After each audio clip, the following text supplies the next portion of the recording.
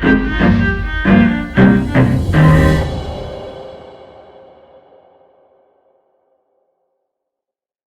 right, welcome. We're delighted to be joined again by Ian Simm, the founder and the chief executive of Impax Asset Management, who have just recorded another successful set of results, the interims to the end of March.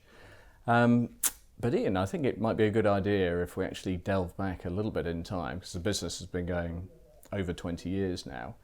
And what we are seeing, and you can't really miss it in the papers, in terms of industry, in terms of what investors are looking at, sustainability, climate control, 45 degrees centigrade on the continent this weekend, all of the things that have been at the top of your mind and Impax's agenda seem to be coming together now.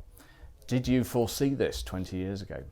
Well, I think in the mid-1990s it was clear that there were a lot of environmental problems that needed to be solved, particularly around water supply or energy efficiency and the fight against climate change, which was well understood in the mid-1990s. There were business opportunities around doing more with the waste stream, so recycling and developing smart materials. And there were also opportunities in the food sector to capture the market demand for more food, for more protein, for healthier food.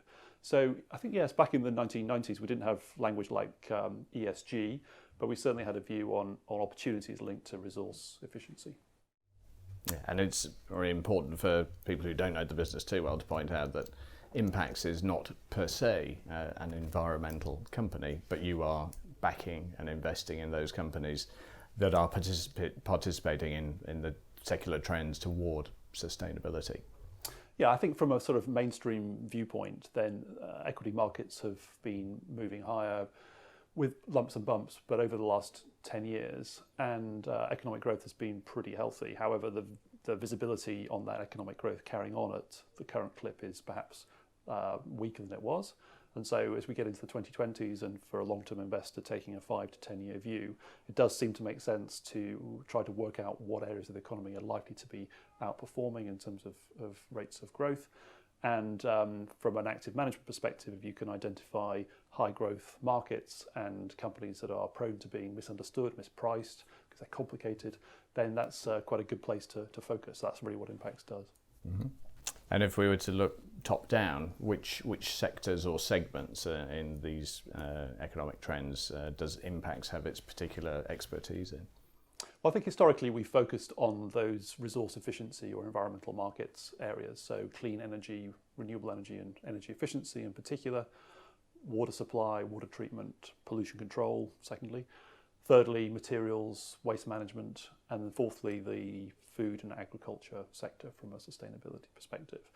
Now, about 5 years ago, we realised that the transition to a more sustainable economy, which is sort of our overarching thesis, does impact on other sectors, so financials and healthcare. So, for example, the massive growth of demand for mortgages, savings products, pensions in emerging markets.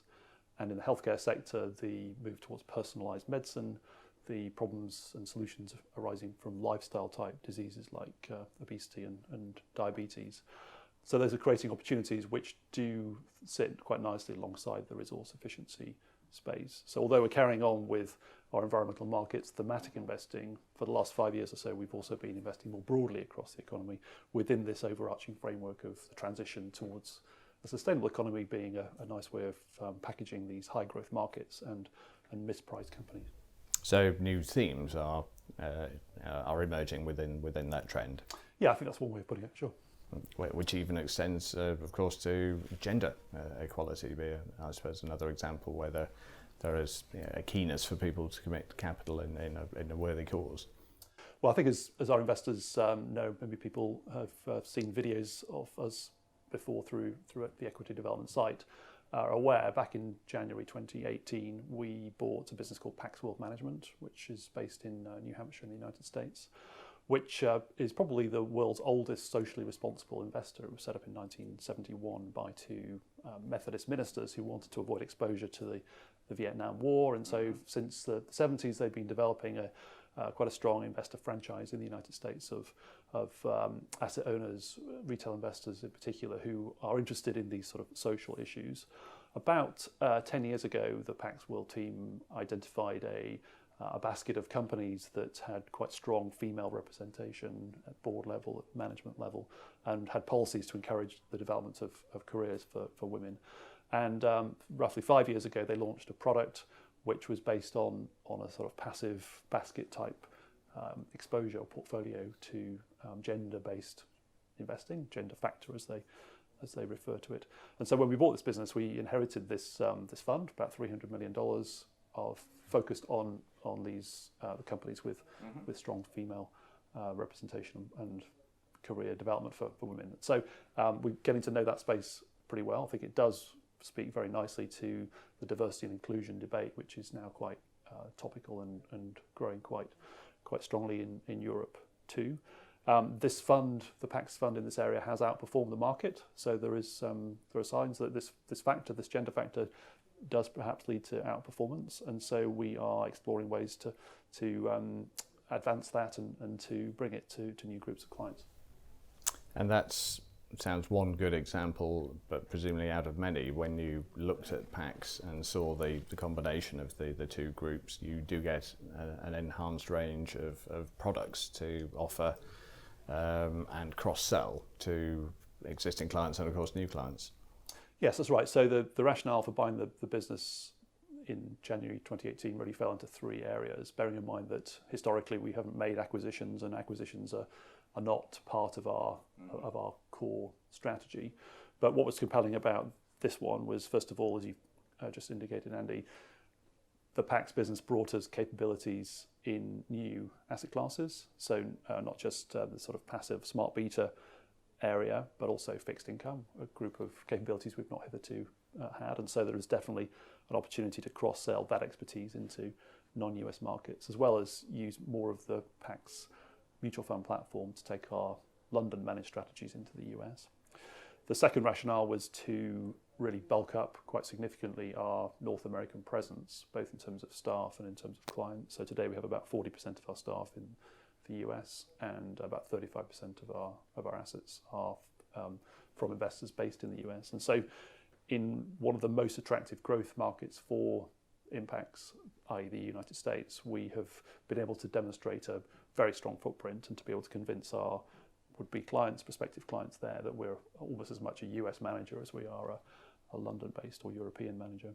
And then the third reason was just the financial strategy. We were able to buy this business with cash sitting on our balance sheet plus some debt, with a very small amount of additional share issuance. So the attribution in terms of enhanced earnings was very strong. Mm-hmm. It sounds like that's going to be a difficult. It's going to be hard to find another target of similar scale that you know very well and trust and have worked with to replicate that again, at least in the short term.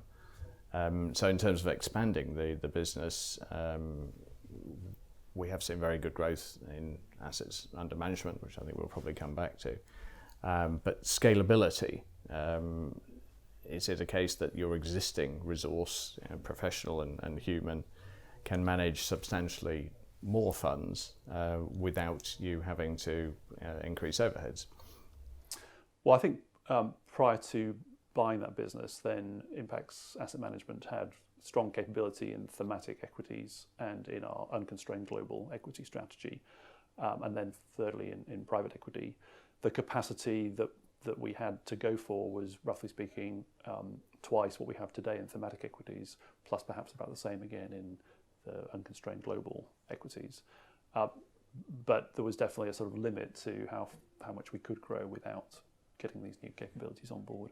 With the Pax team now effectively fully integrated and rebranded as the management company as Impax Asset Management LLC in the US, as opposed to the Impax Asset Management Limited company in London, then we've got a much wider range of strategies that we can run and offer to clients. And so the core of our plans over the next 5+ years is to scale up the funds in these areas that we have today, plus, as I was saying before, the cross-selling. So in that context, there's no reason why Impax couldn't be 2 to 3 times the size in terms of assets under management without the need to buy any more capabilities. Mm.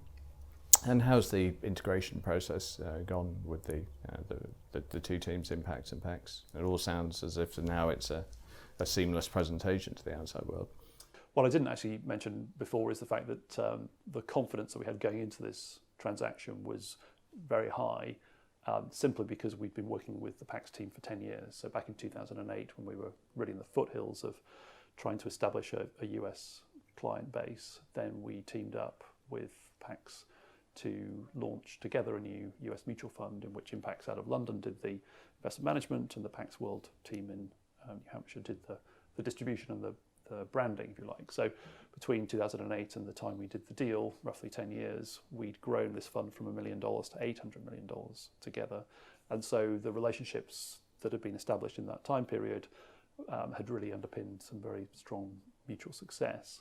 And therefore, when it came to integration, it was possible for me and Joe Keefe, the president of Pax World, to sit down on the basis of 10 years of knowing each other, map out an integration plan, and then take that through the term sheet and the sale and purchase agreement and completion as the roadmap for what we're going to do together. So the integration plans essentially break down into three areas. So the investment teams are remaining largely independent, but we're connecting them in terms of sharing best ideas around research and investment process. In the client service and business development area, then the teams need to be separate for regulatory reasons, but they are joined by an overarching committee, which is making sure that there's consistency between the business development plans. And then where the most integration is happening is in the support team, so finance, compliance, HR, back and middle office. Those areas are being largely integrated, and that work is probably 2/3 to 75% complete. Okay, sounds very reassuring. And before we do look at the recent results, which will bear testimony to that, perhaps I'll ask a question about the universe in which you're investing, the criteria that you have looked at historically, and whether that has expanded as indeed industries have grown, technologies have advanced, or indeed larger groups have started dedicating some of their activities into sustainable activities. So how many companies do you think on a global basis, because your investment profile is a very global one, do you think that your fund managers can scrutinise?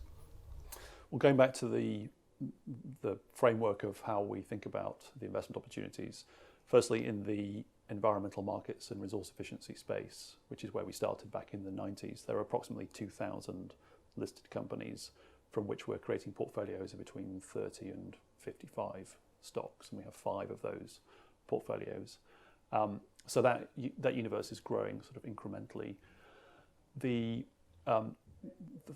Global Opportunity Strategy, which we launched out of London, roughly speaking, 4.5 years ago, takes the broader approach to the transition to a more sustainable economy and can invest in the financial sector and the healthcare sector, as well as in the industrial, materials, technology and utility sectors that the environmental space has typically confined us to. So in the way that we think about investment process for global opportunities, that produces a sort of a basic filter of around 8,000 companies, from which, if you apply a financial screen, you get down to something like 1,500 from which to do further stock picking. What the Pax World Funds Group ran out of our acquisition team in the team we acquired in New Hampshire, what they do is focus exclusively on US equities with much more a risk filter, particularly around ESG factors. So it's a sort of slightly different way of looking at the opportunity set, but that takes them across the full economy, probably lower tracking error, lower active share than what we're doing in London, but quite complementary in terms of sort of the mix for clients and diversification of the investment management business stream. So assets under management have been growing considerably and stand at nearly 14 billion now. So the end of March, which was our interim period, we had reached £13.3 billion. And at the end of May, bearing in mind that we publish our AUM monthly on our website, at the end of May we'd reached 13.6 billion. So the end of June, markets have risen, so I want to see what the number is in a few days. But yes, I think we've seen good level of growth in assets under management, particularly driven by inflows. So in the first 6 months of the year to the 31st of March, we had nearly £890 million of net inflows across the firm, which is pretty much a continuation of the rate of flows we'd had in the previous 2 halves. So continuation of strong growth. How might those inflows split between new clients and existing clients? So I think what was notable in that first half was the number of new mandates from institutional clients. So at the end of the year, sort of December 2018, we launched a mandate with St James's Place of around £300 million for our global opportunities strategy. So that was quite an important step forward in terms of UK distribution.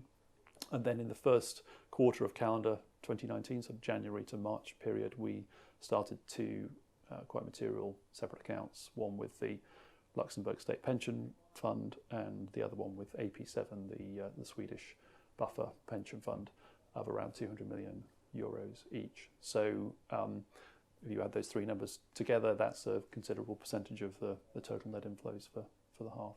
Mm-hmm. And another way to grow assets under management is, of course, for the funds to perform well. Has that been the case? And I suppose a related question is, are you benchmarking yourself against other sustainable indices, or are your clients looking for outperformance against global equities? So during calendar 2018, the global opportunity strategy outperformed very strongly against the markets, roughly I think 500 basis points ahead of the All Country World Index for the year. The environmental strategies were slightly behind the market, particularly because of their confined exposure to industrials, materials, technology and utilities, which as a group tended to be behind the index, which was quite strongly influenced by financials, healthcare and the so-called FANG stocks that we're not exposed to. So that was 2018. The environmental funds have improved their performance very strongly in the first part of 2019, so the first quarter up to the end of March and then continuing into April and May. So the 3-year, 5-year numbers look very strong across the board. 1-year numbers improving very strongly, and meanwhile we're continuing to get a very significant new inflows. So at the end of May, we started the mandate with the California State Teachers Pension Plan, who announced at the end of 2017 they were going to hire us, and we've finally started that business. And West Midlands Pension Fund also announced that they intend to award mandates for sustainable global equities to up to 5 managers for about £1 billion together with their pool partners. So that's being documented right now. Mm-hmm. Well, that sounds a pleasant combination in terms of looking at returns for shareholders. We've already touched on a fairly manageable cost base. So one would imagine as assets under management grow, a lot of those revenues are going to fall pretty much to the top line, so margin implications are good. How does the group look at redistributing to shareholders via dividends? We've had a proactive dividend policy since 2008, and we're now paying an interim dividend as well. So that's, I should have said progressive dividend policy since 2008. So we've been paying an interim dividend now for the last few years. We've just increased the interim dividend from 1.1 pence last year to 1.5 pence last year. We're still at the lower end of our listed investment manager peer group, if you like, in terms of payout ratio. So I think there is scope to grow that. We have been holding back in raising the percentage of distributable profits paid out, particularly because of the debt that we still have left over from the Pax transaction, plus the possibility of a contingent payment to the end of 2020. But as we get visibility on how big those numbers are going to be, then I think we will be reviewing our dividend policy. Sounds encouraging. And in terms of shareholders, this is a business where the staff have always had a substantial stake, which is presumably still about a third at the moment? Or? Yeah, but 30%. Yeah. And what has the staff retention rate been like? it sounds a very good place to be working. Has Pax and the integration there led to any departures or? No, so in terms of the integration, then we've had no loss of clients, no drop in consultant ratings, and no staff departures. And we've also just completed a staff engagement and satisfaction survey for the two businesses joined together, and that's produced a 92% response rate and a 90% so-called engagement rate, which is very high in terms of the industry standard. Last year we also won an Investment Week award as a great place to work. So yes, I think so far we're certainly not taking this for granted, but Impax is seen by staff as a great place to work. Good to hear. And before we look to conclude with the future, I think we ought to mention private equity, which is another aspect where you've been investing for a while with, I think success for the shareholders in those ventures. Yeah, so since 2005 we have had a private equity business focused on the infrastructure sector, working largely with institutional clients through 10-year closed-end funds, limited partnerships, and deploying their capital into businesses mainly in Europe that are developing and building renewable energy power stations and related power grid assets. And as the European economy moves strongly away from coal-fired generation, and as nuclear power continues to be uncertain in terms of its the cost, then the demand for clean power, for storage, for interconnection is continuing to grow and should do throughout the 2020s and beyond. So because we've got great relationships with the developers and transactors in the space, we've been able to get proprietary deal flow away from auctions in opportunities, particularly to construct these assets, and so that's giving us some nice returns, particularly when we're able to sell the assets that we've built to utilities or to financial investors who are looking for long-term cash flow and, or from a utilities perspective, the electrons. And historically, those funds have been wound up with proceeds coming back, and you're fundraising at the moment for a newer fund. So not yet. We are just over halfway through the deployment of the current fund, Fund 3, and that means the team's very busy in deploying capital, but also looking for exits from the first deals that we've done. So we won't be coming back to market for a while yet and for a new fund, but we've certainly got our eye on Fund 4, and I think we'll be telling our management company investors about plans for that. And so that might be 18 months, 2 years down the road. Something like that, something yes. like that. Good. So we talked about the future. You can see all the opportunities and continue to grow assets. Is there anything that dramatically worries you, Ian, or anything outside of your control that would influence the, particularly looking at your share price and your market cap?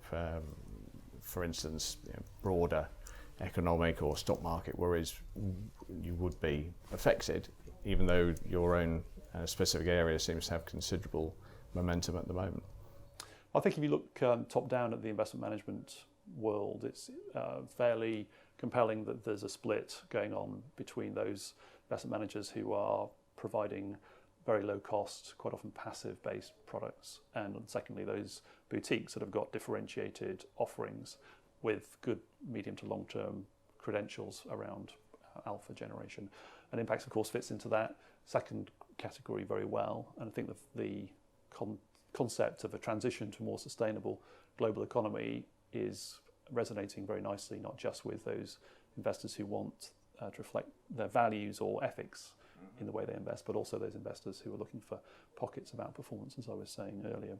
So in that context, I think the positioning of ourselves as a boutique, together with our 20-year track record, stable team, and very broadly spread distribution architecture, means that we're well placed in normal market conditions for continued growth and diversified income streams. More than 90% of our clients are based outside the UK, and so we've got a very strong spread of, or compelling spread of clients around the world. Therefore, no sort of dominant client. What concerns us? Well, I think apart from the obvious nuts and bolts around compliance, risk management, making sure that our team is performing well and is motivated, then yes, economic growth is a an overarching theme of confidence in the economy, and we can't get away from the fact that our clients are likely to be bearish about investing if signs of a strong slowdown in the global economy were to pick up. So that's probably the main factor outside our control, which will be something to keep an eye on. Yeah. Well, reputations are very hard to win, but very easy to lose, and it is very reassuring to see a 20-year track record of governance as well as returns and a lot of team continuity. So we thank you for your time. We wish you all the best. I'm not sure we'll be back here interviewing you after 40 years from the foundation of Impax, but we look forward to seeing further progress. Great, thanks. And for those of you interested in seeing more slides and more data on Impax, their website is particularly informative, so you will find access to the results presentation there. And of course, there is also access to equity development's forward-looking research there. Thank you.